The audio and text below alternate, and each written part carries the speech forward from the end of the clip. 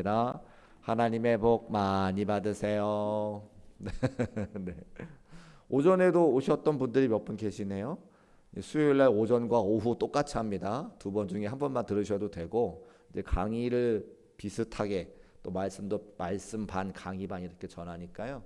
그래서 두 번 들으시고 익숙해지시면 오셔도 되는데 오전에 오전과 똑같이 하니까 기억하셨다가 마음의 상처를 받지 않으셨으면 좋겠습니다. 그리고 들어오실 때 나눠드린 유인물 한 장짜리 받으셨을까요? 네, 한 장짜리 있으셔야 됩니다. 오늘부터 공부하는 시간이니까 성경책 꼭 가져오셔야 되고 유인물 꼭 받으셔야 되고 필기할 수 있는 펜도 있으시면 좋습니다. 네. 오늘은 종이를 나눠드리는데요. 교회에서 제본기를 사가지고 다음 주에는 책을 나눠드릴 겁니다. 한정 판매는 아닌데 한정판이에요.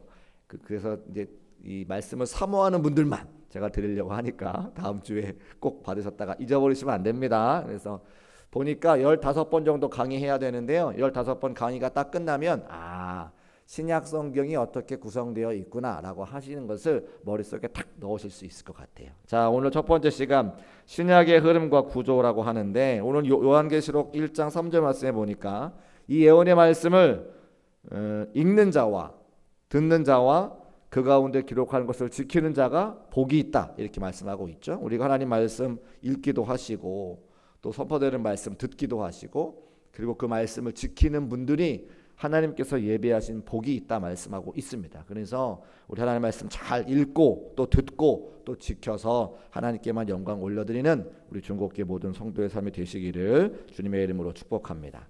자, 1페이지 보시면 신학의 흐름과 구조 되어 있는데 신약 성경이 총 몇 권이죠?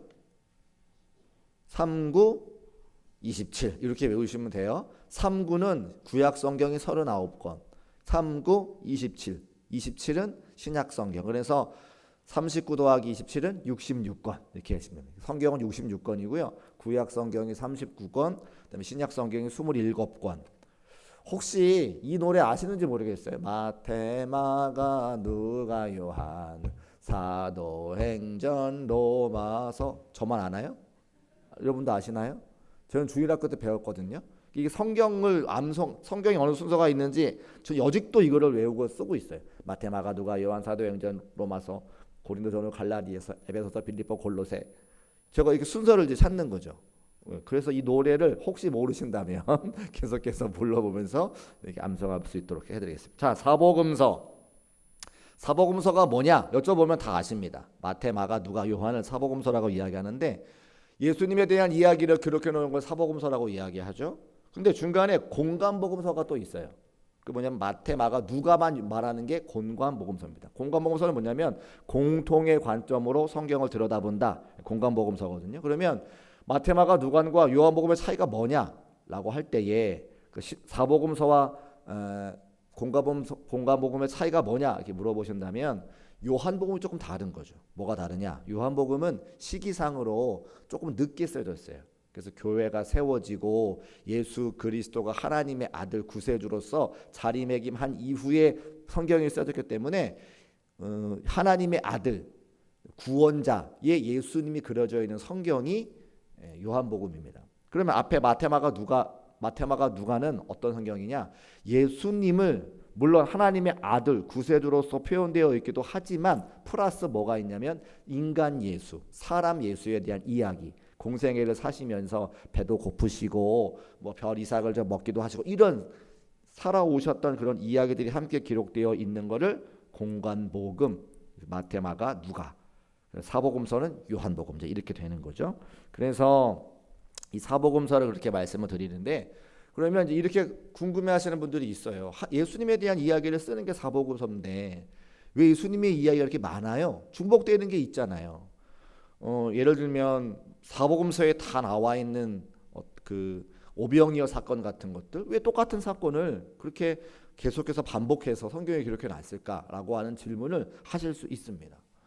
그런데 어떤 관점으로 우리가 봐야 되냐면 가정에서 드라마를 보시죠.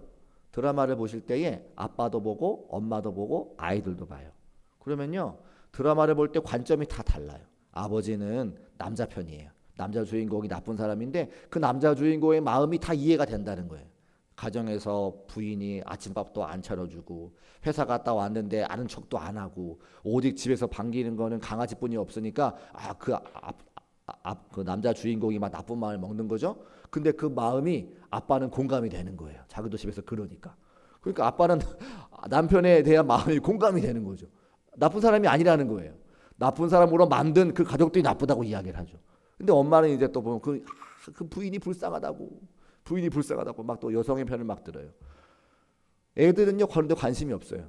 그 집에 저녁은 뭘 먹는지, 그 집에 강아지는 얼마나 예쁜지, 그 집에 뭐 방은 자녀들의 방은 어떤지, 옷은 어떤 거 입었는지 이런 걸 보는 거죠. 그러니까 한 드라마를 봐도 사람들의 관점에 따라 다 다른 것처럼 성경도 마찬가지라고 하는 거죠. 마태의 관점과 마가의 관점과 누가의 관점과 요한의 관점이 다 달라서 성경을 입체적으로 풍성하게 볼 수 있게끔 하기 위해서 마태, 마가, 누가, 요한 사복음서가 있다는 겁니다. 자, 뭐 그러면 좀 제가 설명을 좀 드려야 되겠죠. 각자의 특별한 특징이 있는데 제가 사복음서에 다 나와 있는 오병이어 사건을 말씀드렸어요. 오병이어 사건을 좀 살펴보면서 우리가 좀 이야기를 해보면 좋을 것 같은데요. 오병이어 사건 우리 먼저 성경책을 좀 찾아봐야 됩니다. 성경책 공부 시간이니까 마태복음 14장 13절 말씀 찾아보시고 우리 오전에는 먼저 찾으신 분이 큰 소리로 한번 읽어봤는데 우리 오후 시간에도 먼저 찾으시는 분이 한번 읽어볼까요? 마태복음 14장 13절. 네, 큰 소리로 읽어주세요.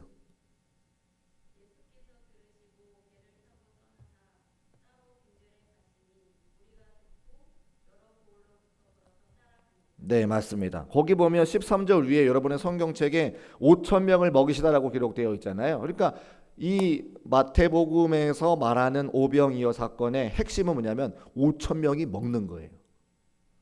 그리고 그 옆에 보면 가로 열고 마가복음 6장 30절에도 있고 누가복음 9장 10절에도 있고 요한복음 6장 1절에도 나와 있다라고 하죠. 이걸 우리가 이제 성경적으로 저 학교에서 신학교에서 병행구절이라고 이야기하는데 거기에 이 5천 명을 먹인 사건이 다 있다는 거예요. 그럼 우리는 성경을 보려면 이걸 다 읽어보면 되죠. 그러면 예수님께서 또 하나님께서 우리에게 성경을 주실 때 왜 똑같은 이야기를 이렇게 반복해서 적어놨는가를 그 뜻을 알게 됩니다. 자, 제가 한번 읽어볼게요. 13절 아까 읽어주셨고 14절 예수께서 나오사 큰 무리를 보시고 불쌍히 여기사 그 중에 있는 병자를 고쳐주시니라. 어떻게 쭉 이야기해서 예수님께서 15절에 빈들이요 먹을 것이 없으니까 마을에 가서 사 먹게 하소서. 16절 같이 한번 읽어보겠습니다. 시작. 예수께서 이르시되 갈 것 없다 너희가 먹을 것을 주라. 17절 제자들이 이르되 우리 여기 있는 것 5개 물고기 2마리 뿐입니다. 내게 가져오시라. 가져와서 축사하시고 제자들에게 주었더니 모든 제자들이 다 배불리 먹었더라. 5천 명이 먹었다 기록하고 있어요. 사람의 이름이 나와요? 안 나와요? 안 나와요. 사람의 이름이 없어요. 제자들이라고만 나오고 사람의 이름이 없고 5천 명이 배불리 먹은 것만 나와 있어요. 마태복음에는. 자, 그러면 우리 요한복음 말씀 한번 찾아볼까요? 요한복음은 6장에 있으니까 요한복음 6장으로 넘어가 보겠습니다. 요한복음 6장 말씀.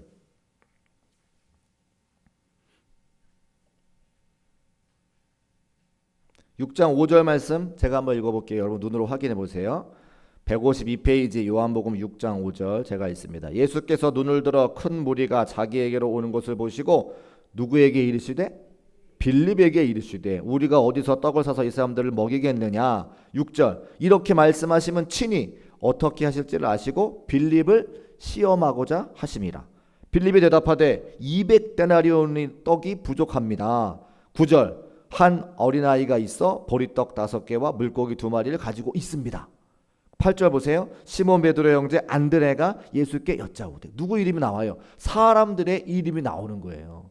예수님이 빌립도 시험하려고 하셨고요. 빌립이 이 사람들을 어떻게 다 먹이겠습니까? 또 베드로의 형제 안드레가 한 아이를 데리고 왔다. 이렇게 사람들의 얘기가 나와 있는 거죠. 그러니까 요한복음에서 포인트는 뭐예요? 5천 명이 배불리 먹은 것도 중요한데 요한이 볼 때에 사도 요한이 볼 때에 빌립도 중요하고 또 예수님이 빌립을 시험하려고도 했었고 어린아이 한 아이가 물고기와 떡을 가지고 와서 사람들을 먹이게 되었다.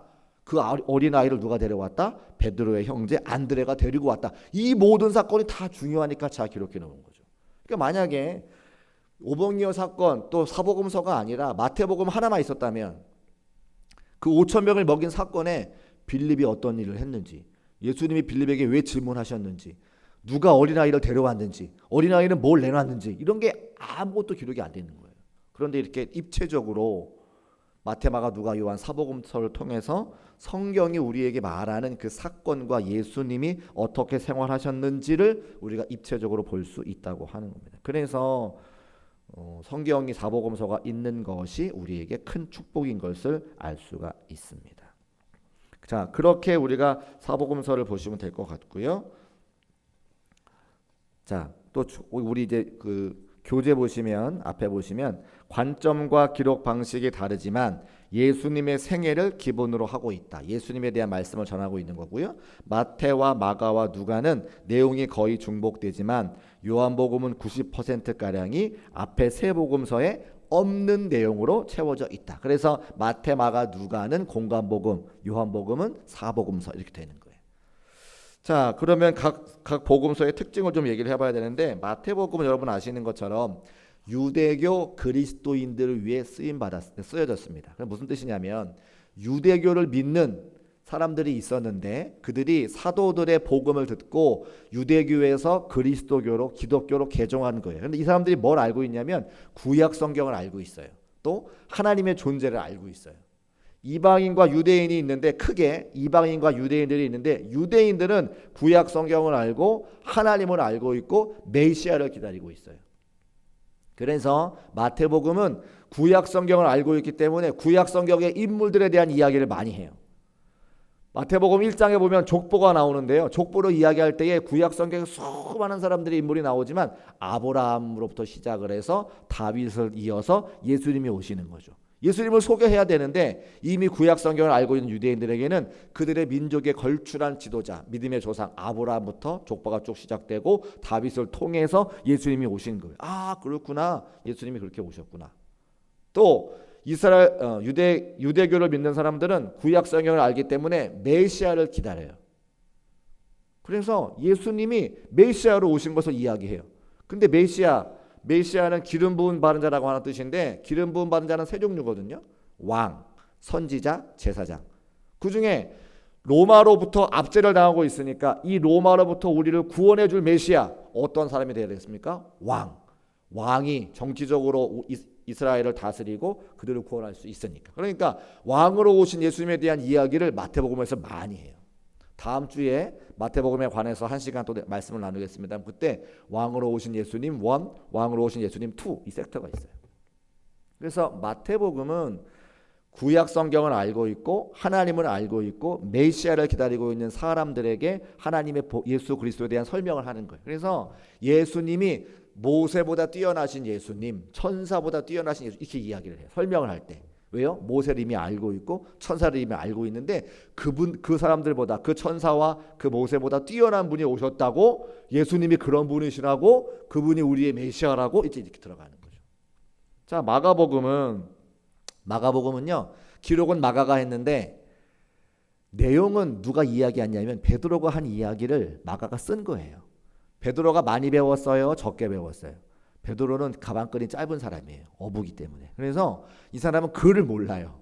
그래서 말을 해요. 그 예수님과 함께 지냈던 왜냐하면 베드로가 예수님의 오른팔과 같은 제자였으니까 예수님에 대한 설명을 막 말로 하는데 그것을 글로 써준 사람이 마가인 거예요. 그래서 마가복음은 사실은 마가가 기록했지만 베드로가 이야기한 거예요. 베드로가 성격이 급해요? 안 급해요? 베드로가 급하죠. 그래서 마가복음이 짧아요. 마가복음이 다른 복음서보다 짧아요. 성격이 급하니까 말을 막 하다가 빼먹는 것도 막 있고요. 또 마가복음에 보면 여러 가지 단어가 특징이 나오는데 즉시라고 하는 단어가 있어요. 왜 그러냐면 베드로가 성격이 급해서 그래. 예수님 말씀하시면 즉시 순종해요. 왜? 성격이 급해서. 충청도는 아니었나 봐요. 베드로가 충청도였으면 한참 있다가 순종할 텐데 베드로는 성격이 급해가지고 즉시 순종해요. 그래서 성경이 짧아요. 그리고 베드로가 어부 출신이니까 가난하죠. 그래서 예수님께 어떤 은혜를 받았냐면 그 가난한 사람을 찾아오시는 예수님에 대해서 감동을 받아요.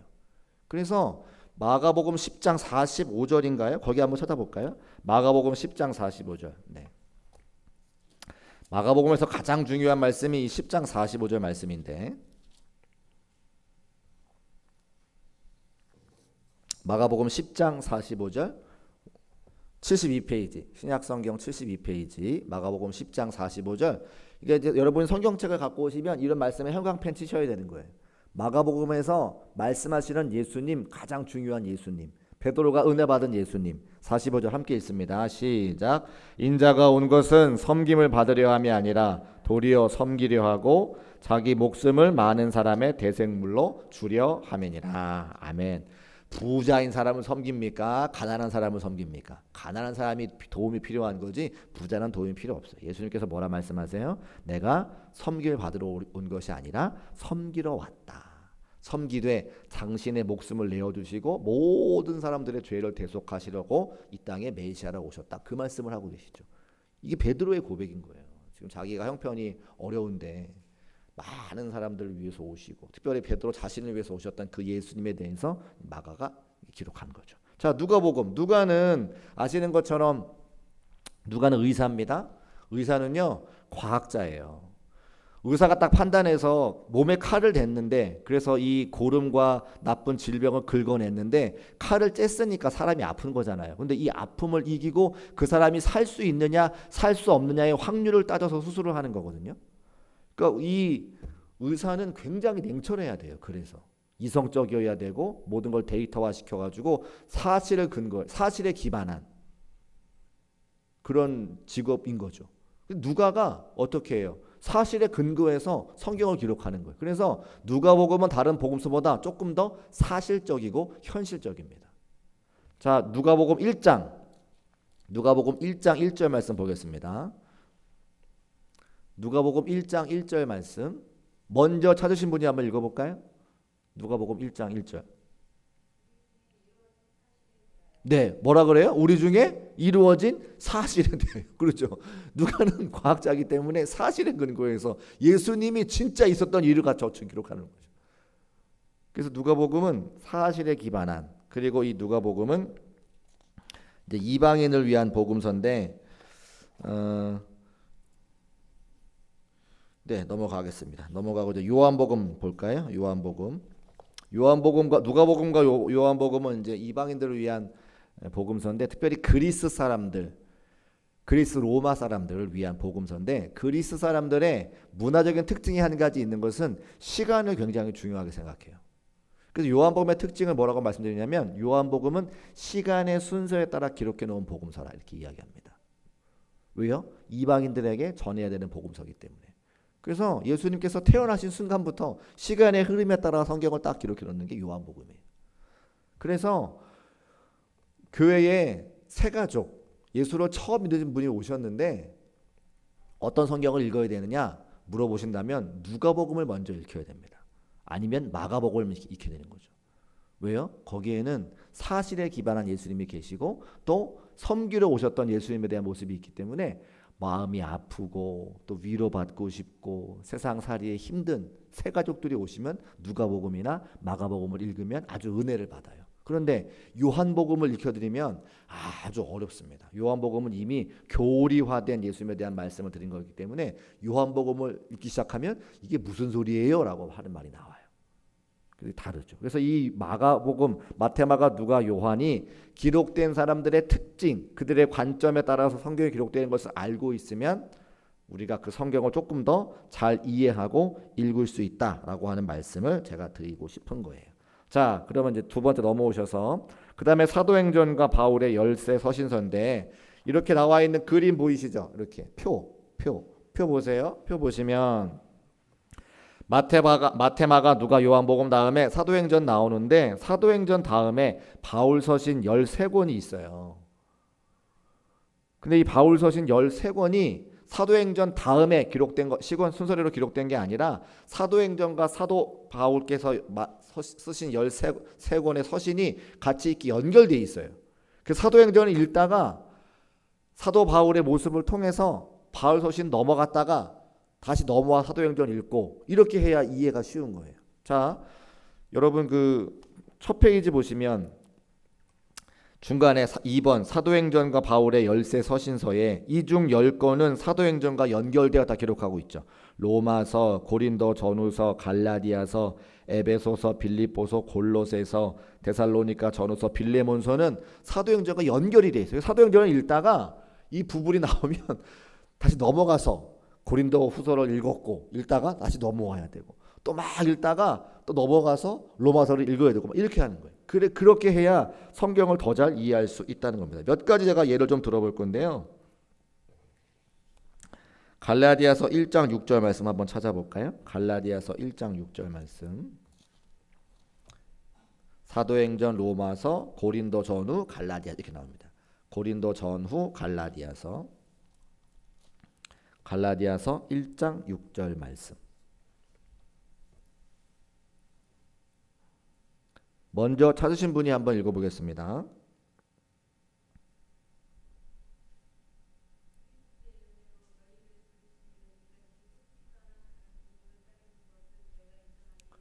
아멘. 거기 뭐라 그러면 다른 복음을 따르는 것을 내가 이상하게 여긴다 기록하고 있죠. 자, 사도 바울께서 1차, 2차, 3차 여행을 떠나시는데 다 교회를 세우고 복음을 증거하고 이제 그런 일을 하신 건데 1차 여행 때는 큰 문제가 없었어요. 1차 여행 때는 복음을 증거하고 교회가 세워졌죠.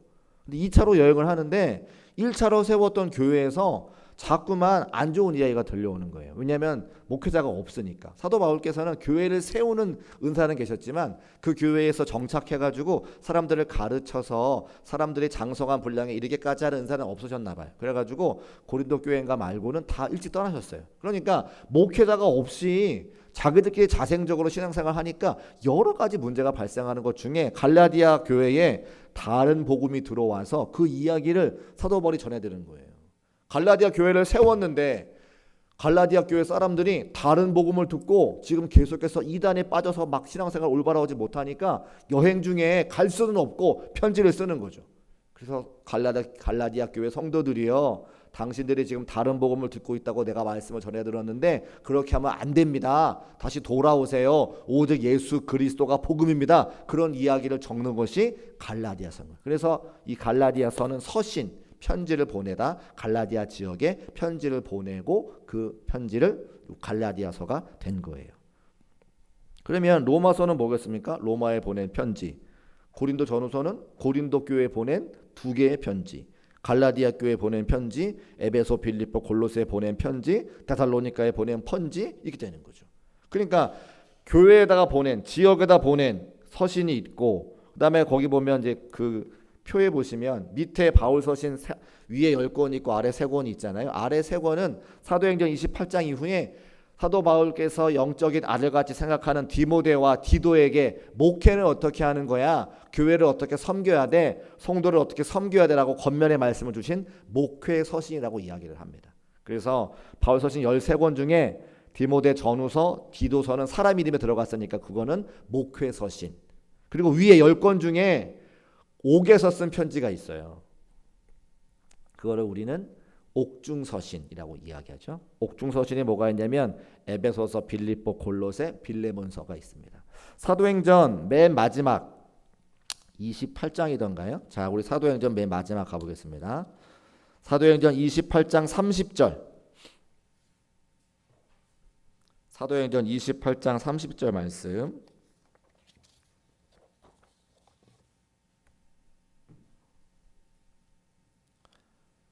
제가 읽어볼게요. 사도행전 28장 30절. 바울이 온 이태를 자기 셋집에 머물면서 자기에게 오는 사람을 다 영접하고 기록하고 있습니다. 무슨 이야기냐? 바울이 온 이태, 2년이라고 하는 이야기거든요. 온 2년 동안 자기 셋집에 머물면서, 왜? 지금 가택의 집에 감금되어 있는 거예요. 구금 상태인 거예요. 집에서 못 나가요. 그 집이 뭐예요? 감옥인 거예요. 2년 동안 감옥에 갇혀서 사람들한테 들려오는 이야기를 들어요. 어디? 골로새 교회, 에베소 교회, 빌립보 교회, 골로새 교회, 빌레몬 교회가 문제가 생겨요. 그래서 2년 동안 편지를 보내요. 골로새 교회 교인들이여, 에베소 교회 교인들이여, 빌립보 교회 교인들이여, 싸우지 마시오. 당신들의 신앙생활 잘못하고 있으니 이 편지를 읽고 이렇게 신앙생활 하기를 원합니다라고 편지를 보내는 거죠. 그러니까 사도행전 28장을 읽다가 이제 어디로 가야 돼요? 옥중서신을 보러 가야 되는 거예요. 한 군데만 볼까요? 빌립보서 4장. 빌립보서 4장 말씀. 에베소서, 빌립보, 골로새. 323페이지. 322페이지 빌립보서 4장 2절 말씀. 빌립보서 4장 2절 말씀 제가 읽어볼게요. 내가 유오디아를 권하고 순두계를 권하노니 주 안에서 같은 마음을 품으라. 아멘. 이 말이 뭐냐면 유오디아 권사님하고 순두계 권사님하고 교회 자꾸 싸운다라는 소식을 듣고 아까 그 이태 동안 빌립보 교회 편지를 써가지고 유오디아 권사님, 순두계 권사님 내가 들으니까 다툰다고 그러시는데 같은 마음을 품으세요라고 권면의 말씀을 전하는 거예요. 주방에서 소금을 많이 넣네, 적게 넣네 막 이것 가지고 막 싸우는 거죠. 그렇게 하는 게 아니에요. 소금을 많이 넣으면 어떻고 적게 넣으면 어때요? 소금 많이 넣었으면 물 더 타시면 되고 소금 적게 넣었으면 소금 더 넣으면 되죠. 그렇게 얘기를 하는 거죠. 그래서 사도행전이랑 이 바울서신이랑 연결돼 있다라고 하는 걸 보고요. 그래서 사도행전 읽다가 여기 이쪽에 연결되면 쭉 가서 그래서 사도행전은 우리가 함께 공부하는 15주 중에 한 3주 4주 해야 돼요. 그래야 좀 그래서 여러분이 좀 성경을 왔다 갔다 하면서 이해를 성경을 보셔야 더 이해가 빠르다라고 하는 말씀을 이제 드립니다. 그리고 나머지 히브리서, 야고보서, 베드로 전후서, 요한 1, 2, 3서, 유다서, 요한계시록 기록되어 있는데 히브리서는 요즘에 우리가 새벽에 말씀 보고 있는데 작자가 미상이에요. 누가 그 성경을 지었는지 잘 몰라요. 작자가 미상이고 야고보서는 야고보가 지은 거고 유다서는 유다가 지었는데 중요한 것은 야고보와 유다는 예수님의 친동생입니다. 그래서 사실은 유다서 같은 경우는 이제 한 장밖에 안 돼 있어가지고 사람들이 되게 하찮게 생각해요. 그렇지 않아요. 이 초대교회 당시에 예수님의 동생이라고 하는 위치는 굉장한 위치인 거예요. 예수님을 보세요. 제자들은요. 예수님과 3년 동안 공생의 생활을 했지만 예수님의 동생은 태어나면서부터 30살까지 공생의 이전과도 예수님과 삶을 살았기 때문에 예수님 부활승천하신 이후에 예수님에 대해서 궁금하면 누구 찾아갈까요? 야고보와 유다에게 물어보는 거죠. 예수님은 어떠신 분이었었어요? 예수님은 누구세요? 물어보는. 그러니까 야고보와 유다는 초대교회 안에서 굉장한 위치를 차지한 사람이라고 하는 것을 알 수가 있는데 그래서 우리 야고보서 한번 볼까요? 야고보서 1장 말씀 보겠습니다.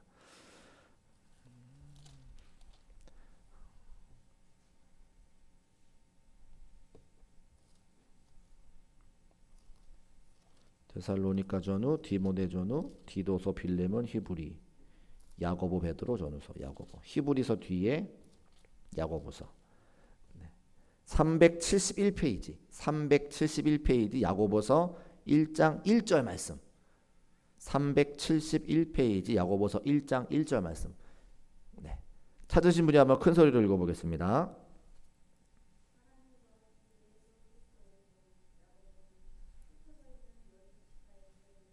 아멘. 감사합니다. 제가 이제 주일 오후 예배 시간에 야고보서를 강의하기 시작했는데 지난주에 들었던 말씀인데요. 12지파에게 문안한다 기록하고 있죠. 12지파에게 문안한다가 우리는 아무 느낌도 받지 않지만 12지파에게 문안하는 건 야고보 혼자만 할 수 있습니다. 신약 시대에 야고보가 유일하게 할 수 있는 거예요. 사도 바울은 서신을 많이 보내는데 왜 많이 보낼 수 있느냐? 그가 개척한 교회가 많기 때문에 보낼 수 있는 거예요. 사도 바울께서 편지를 보내지만 자신이 개척한 교회 성도들에게만 그 편지가 유용한 거지 사도 바울을 모르는 사람들한테는 편지가 유용하지 않아요. 모르는데 어떻게 편지를 써요? 그 편지를 써봤자 아무 그 얘기 듣질 않는데. 그러니까 본인의 개척한 교회에다가 편지를 보내는 거죠. 대신에 야고보는 12지파 모두에게 다 보내는 거예요. 왜? 예수님의 동생이기 때문에. 이 한 구절을 통해서 야고보의 위치가 얼마나 대단한지를 알 수 있어요. 유일하게 신약 성경의 신약 시대의 초대교회 시대의 모든 지파 사람들에게 모든 예수 믿는 사람들에게 편지를 쓸 수 있는 사람이 야고보인 거예요. 근데 그가 뭐라고 이야기하냐? 1장 1절 하나님과 주 예수 그리스도의 종 야고보다 기록하죠. 이 놀라운 고백인 것은요. 당시에는 집집마다 종이 있던 시대예요. 집집마다 노예가 있던 시대예요. 노예가 뭐 하는 사람인지 다 알아요. 근데 이렇게 예수님 동생으로 초대교회 모든 사람들에게 권위가 있는 이 야고보께서 뭐라 말씀하시냐? 나는 하나님과 주 예수 그리스도의 동생이 아니라 종이라고 고백하는 거예요. 이것이 정말 위대한 고백인 거예요. 얼마든지 나 예수님 동생이라고 떳떳하게 막 이렇게 뽐내면서 말할 수 있는데 그렇게 하지 아니하고 나는 예수 그리스도의 종이야라고 딱 고백하는 그 순간 많은 사람들이 이것에 대해서 생각을 하는 거죠. 종이라고 허드렛 일 하는 사람인데 자기의 권리가 없는 사람인데 이 야고보께서 정말 예수님을 구세주 독생자 예수 그리스도 그리스도로 인정하시는구나. 1살부터 30살까지 형님을 봤을 텐데 30살까지 공생의 모든 기간을 봤을 텐데 그분이 인간 예수가 아니라 하나님의 아들 독생자 예수 그리스도로 인정하시는구나라고 딱 느껴요.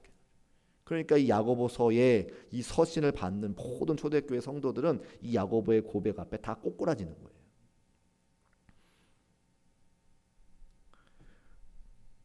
그래서 이 야고보서가 우리에게 주는 메시지가 상당히 큰 것을 볼 수가 있습니다. 유다도 마찬가지입니다.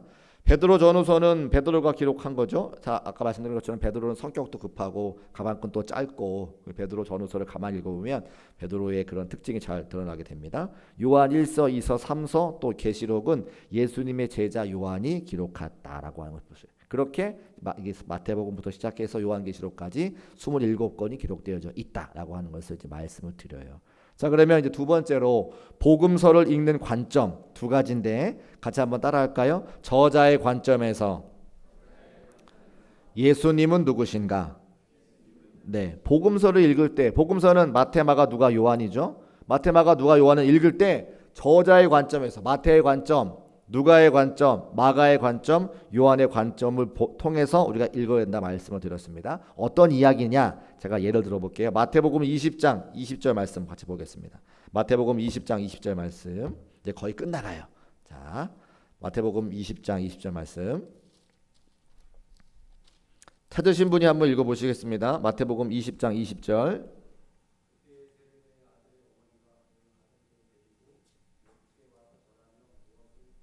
자, 무엇을 구하니 무엇을 원하느냐 물어보시니까 22절에 너희는 21절에 하나는 주의 우편에 하나는 주의 좌편에 앉게 명하소서. 예수님께서 왕이 되시면 마태복음은 이제 왕으로 오신 예수님이었으니까 예수님께서 왕이 되시면 우의정 영의정 자리 하나씩 주세요. 누가 와서 얘기했다는 거예요? 세베대 아들의 어머니. 근데 보세요. 잘 생각해 보세요. 세베대 아들의 어머니. 뭔 뜻이에요? 세베대의 아들. 그럼 세베대의 아들이 요한과 야고보인데 세베대의 아들의 어머니 요한과 야고보의 어머니는 세베대의 마누라예요. 맞죠? 그죠? 뭐 이렇게 말을 어렵게 해 근데 그죠? 세베대의 아내 이렇게 이야기하면 되는데 세베대 아들의 어머니 이렇게 어렵게 얘기한단 말이에요. 이거 어렵게 이야기하는 이유가 있어요. 자, 마태복음 20장 24절 보세요. 밑에 있죠. 10 제자가 듣고 그 두 형제에 대하여 어떻게 여겼다 그래요? 분이 여겼다 그래. 이놈 자식들 다 똑같이 고생하는데 제자들이 다 똑같이 고생하는데 세베대의 아들 야고보와 요한 어머니가 와가지고 하나는 우의정 하나는 좌의정 이렇게 이야기하면 나머지는 고생하는 건 다 어떡하란 말이야. 10 제자가 화가 난 거예요. 그 화가 난 사람 중에 한 사람이 누구예요? 마태예요. 근데 마태는 야고보와 요한이랑 친해. 그래서 차마 그 사람들의 이름을 기록할 수는 없어요. 왜? 이거 기록해 놓으면 초대교회 위에 수많은 사람 다 읽을 텐데 2000년 지나가지고 수많은 사람들이 다 읽을 텐데 그 친구들이 창피당하면 안 되잖아요. 그래서 하나 돌리는 거지. 세베대의 아들의 어머니가 와서 말씀을 전했어. 요한하고 야고보는 싹 빼주는 거예요. 마태가 착한 거죠. 그죠? 근데 보세요. 그런데 거기 보면 한 어머니의 요구 20절 위에 한 어머니의 요구 해놓고 가로 열고 마가복음 10장에 똑같은 게 기록되어 있다 그랬어요. 마가복음 10장에 가봅시다. 그러면 마가복음 10장 35절 마가복음 10장 35절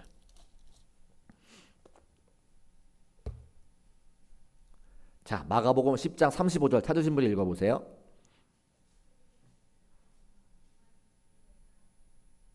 응? 크게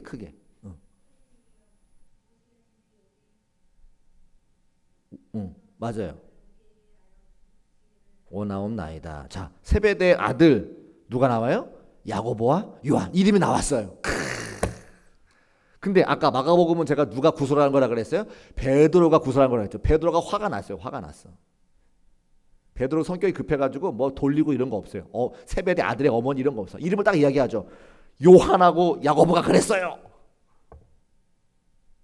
그러니까 딱 성격이 드러나는 거죠.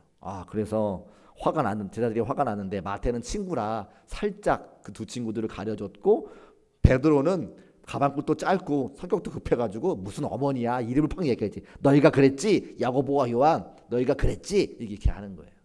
자, 그러면 보세요. 여기 나오는 요한이 사도 요한, 제자 요한이니까 요한이 아까 무슨 복음을 기록했어요? 요한복음, 요한 1, 2, 3서 또 요한계시록 기록했는데 자기가 이야기했잖아요.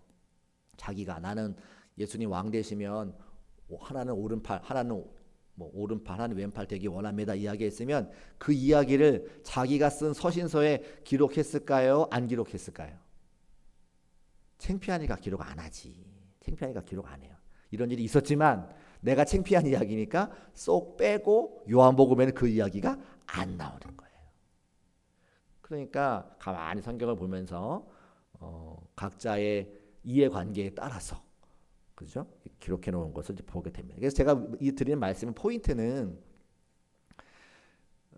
제자들도 사람이니까 그죠? 그들도 인간적이었다라고 하는 말씀드리고 그러나 그렇게 한다고 해서 권위가 떨어지는 게 아니라 우리가 그런 이해관계를 입체적으로 확인해보고 생각해볼 수 있다라고 하는 말씀을 드리고 그래서 저자의 관점에서 말씀을 읽는 게 필요하다. 그리고 아까 말씀드렸지만 오병이어 사건 같은 경우에는 사복음서 다 나와 있는데 사복음서에 다 나와 있지만 각자 강조점이 다 다릅니다. 그래서 저희가 설교할 때도 우리 성도들을 향해서 어떤 메시지가 필요할 때에 그 저자의 관점에 따라 본문을 선택하고 그 전자의 관점에 맞춰 복음을 전하게 돼 있는 거예요. 그래서 이 부분에 대해서 복음서를 읽을 때에 저자의 관점을 파악하고 읽는 것이 굉장히 중요하고 내일 아침에도 새벽 시간에 제가 설교할 말씀이 있는데 성경은요. 한 구절 한 구절 떨어뜨려 설교하는 게 아니에요. 성경은 전체 맥락, 앞의 맥락과 뒤의 맥락과 앞의 이야기와 뒤의 이야기를 다 포함해서 그 가운데 해석을 해야 되지 한 구절만 딱 떨어뜨려서 설교하는 것은 그 복음에 대한 이해가 잘 없으셔서 그런 거예요. 여러분도 제가 앞으로 설교할 때에 앞의 내용과 뒤의 내용 또 성경을 가만히 보면 뭐 그러므로 이해 이런 단어를 통해서 앞의 내용과 뒤의 내용이 이어지게 기록해 놓았지 딱 그것만 하늘에서 뚝 떨어지는 것처럼 돼 있지 않아요. 절대. 그래서 성경을 읽을 때는 앞의 이야기, 뒤의 이야기, 저자의 관점을 통해서 읽어 나가야 안전하고 성경을 기록한 정확한 뜻을 이해할 수 있다는 것을 제가 말씀을 드리고 앞으로 그렇게 공부를 계속 해 나가도록 하겠습니다. 두 번째, 예수님은 누구신가? 사복음서를 읽을 때에 우리가 예수님은 누구신가에 포인트를 맞춰서 하나님 말씀 읽어야 되는데 마태복음 8장 말씀 하나만 더 찾아보고 이제 공부를 좀 맞춰볼까 합니다. 마태복음 8장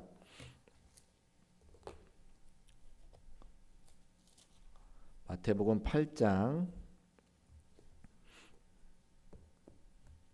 1절, 2절, 3절 제가 읽어볼게요. 마태복음 8장 1절, 2절, 3절 예수께서 산에서 내려오시니 수많은 무리가 따르니라. 수많은 무리가 따랐다고 하는 건 사람들이 많이 있다는 얘기죠. 그렇죠?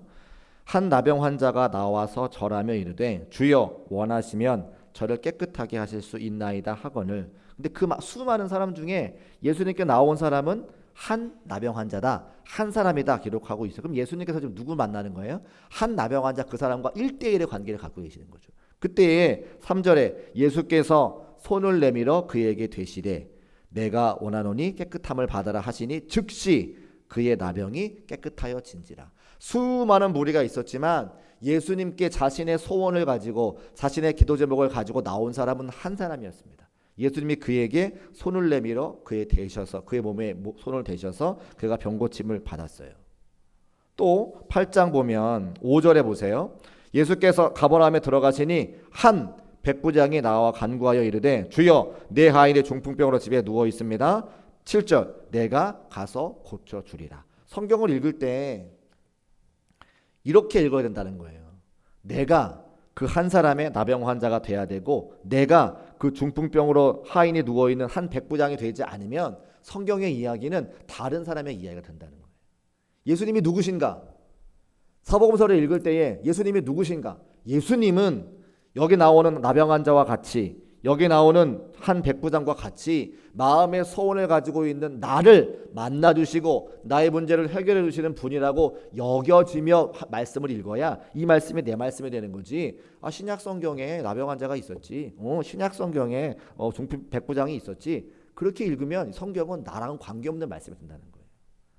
성경에 나오는 수많은 예수님 만난 인물들이 내가 돼야 되는 거죠. 그래서 그 사람과 내가 마음이 합해지고 내가 그 성경 안에 이야기에 들어가서 그래 나라면 예수님께서 이렇게 내가 그 자리에 가 있으면 나한테 이렇게 해주셨으면 좋겠다 그런 마음을 가지고 읽어야 그 진짜 나의 말씀이 된다고 하는 겁니다. 예수님이 누구신가? 곧 이 질문은 여러분에게도 똑같이 드리는 질문인데 예수님이 여러분에게 누구이신가라고 하는 거예요. 예수님은 어떤 분은 병 고쳐주시는 분이죠. 내가 정말 몸이 아팠을 때에 누군가 나를 위해서 기도해 주시고 그 기도를 들어서 응답받아 예수님은 병을 고쳐주시고 그러면 그분의 이해는 예수님은 병을 고쳐주시는 분이신 거예요. 그러면 누군가 아플 때 그 예수님의 이름으로 기도할 수 있는 은혜가 생기는 거죠. 예수님은 물질을 풍성하게 더해주시는 분. 내가 정말 돈이 없어가지고 힘들고 어려울 때에 기도했더니 사람을 통해서 물질을 주셨어요. 그거 좀 먹고 살게 됐어요. 그럼 예수님은 그 사람이 고백하는 예수님은 기도하면 물질도 주시는 분인 풍성한 예수님을 경험하게 되는 거예요. 또 예수님께서 자녀들의 삶을 잘 되게 축복하시는 분, 기도했더니 자녀들이 잘 돼가지고 자녀들의 삶의 자리마다 하나님을 높이 찬송하고 영광 올려드리는 그런 삶을 살게 됐어요. 그럼 그 사람이 고백하는 예수님은 다른 사람을 축복하셔서 그 삶이 잘 되게 하시는 분. 예수님은 죽음의 위기 가운데 살리시는 분. 그러니까 내가 기도한 대로, 내가 성경을 읽은 대로, 내가 경험되어지는 대로 고백하는 그 예수님이 나의 예수님이 된다고 하는 거죠.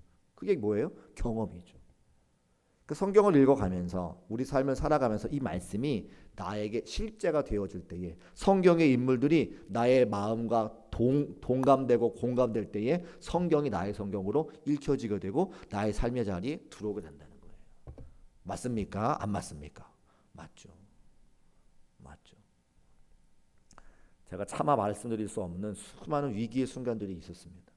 제가 이 자리에 서서 말씀을 증거하기까지 정말 수많은 위기의 순간들이 있었는데요. 그 수많은 위기의 순간에 성경에 나오는 인물들처럼 갈급해서 기도하지 않고는 무릎 꿇지 않고는 하나님의 말씀을 듣지 않고는 할 수가 없으니까. 그러니까 그 경험을 저는 하면서 성도들 앞에 자신 있게 말할 수 있는 거예요. 내가 경험한 하나님은 이런 하나님이야. 병에서도 고쳐주셨죠. 세상 사람들의 어떤 이런 설교하다가요 멱살 잡혀 끌려본 적도 있어요. 저는. 설교하다가 멱살 잡혀가지고 끌려나간 적도 있어요. 제가 경험한 하나님은 그 모든 어려움에서 건지셔서 저를 여기 세우시고 주의 말씀을 전하도록 하신 분이라는 거예요. 그러니까 제가 멱살 잡혀 끌려 내려간 적도 있는데 제가 무슨 어려움이 있다고 말씀을 안 전하겠습니까? 그죠? 담대함이 생기는 거죠. 그래서 성경을 읽을 때 예수님이 누구신가? 여러분 이 성경 안에 있는 인물이 여러분과 동감되고 공감되어서 이 이야기가 나의 이야기가 되어질 때에 진짜 성경을 읽을 수 있다는 겁니다. 자, 오늘 여기까지. 그래서 앞으로 14번 정도의 시간을 통해서 오늘은 이제 전체 신약이 어떻게 구성되는지 말씀을 드렸고 다음 주부터는 마태복음, 마가복음 하나씩 권별로 들어가서 우리가 이제 이가 끝나면 신약 성경에 대해서 특징을 보고 이제 이해하실 수 있는 이제 그런 시간들을 가져보도록 하겠습니다. 잠깐 기도하겠습니다.